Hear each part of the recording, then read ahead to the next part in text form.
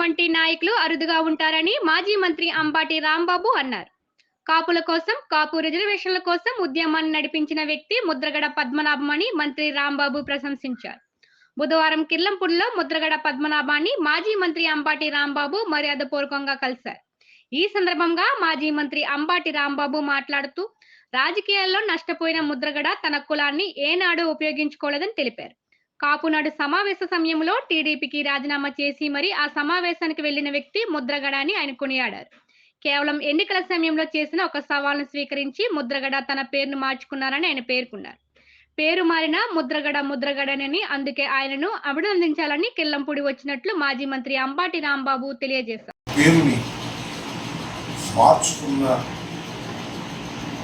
మార్చుకున్నారని తెలిసిన దగ్గర నుంచి, అధికారంగా తెలిసిన దగ్గర నుంచి, గుంటూరు నుంచి ప్రత్యేకంగా వచ్చి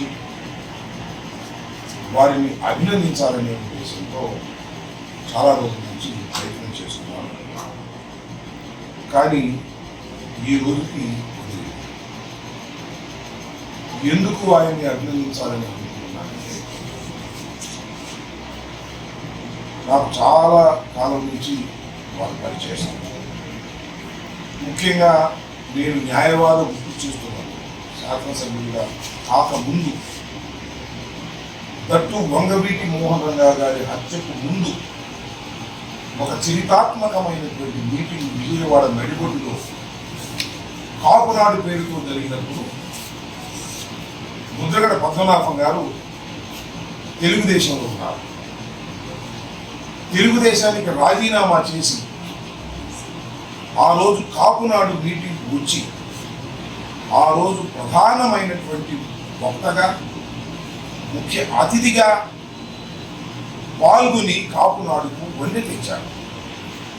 ఆ రోజున వంగవీటి మోహన్ రంగారావు గారు జైల్లో ఉన్నారు.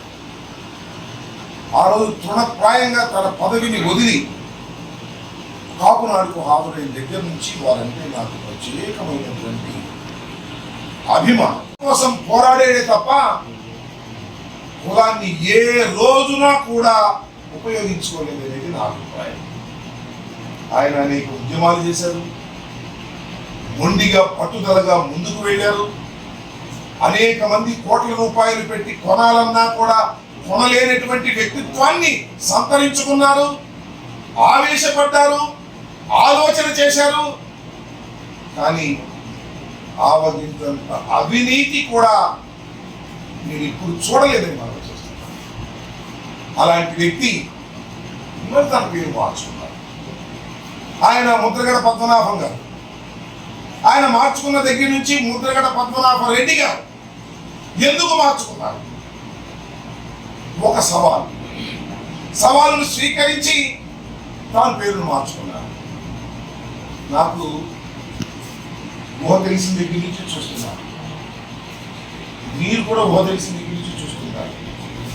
అరే ఈ పని కాకపోతే నా పేరు మార్చుకుంటారా అన్న వాళ్ళను వేల మందిని చూశా, లక్షల మందిని చూశా.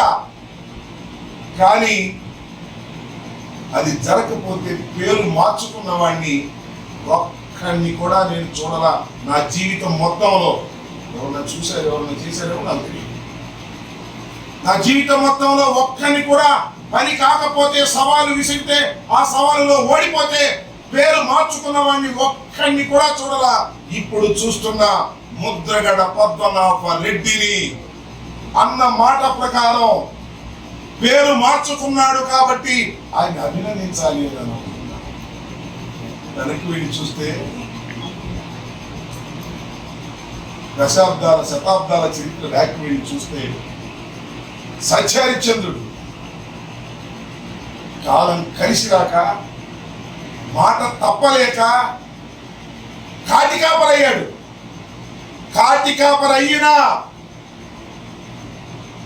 సత్యహరిశ్చంద్రుడే. పేరు మారినా ముద్రగడ పద్మనాభమే అని చెప్పాలనే ఉద్దేశంతో నేను వచ్చా.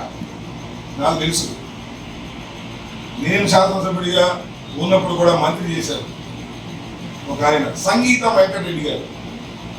పుట్టుకతోనే ఆయన పేరు సంగీతం వెంకటరెడ్డి. ఆయన ఏమని పిలిచేవాళ్ళు? ఇక్కడ పెదకాపు అని పిలిచేవారు. ముద్రగడ పద్మనాభం గారు కూడా పెద్ద కాపే, మరి మాట్లాడితే పెద్ద పెద్ద కాపు అని నేను నమ్ముతున్నా. అలాంటి ముద్రగడ పద్మనాభం గారు అరుదైనటువంటి వ్యక్తులు రాజకీయాల్లో ఉంటారు. వారి దగ్గరికి వచ్చి వారిని నిజంగా నేను శాలువ ఒక బొకే తీసుకొచ్చి సన్మానిద్దామని తీసుకొచ్చాను.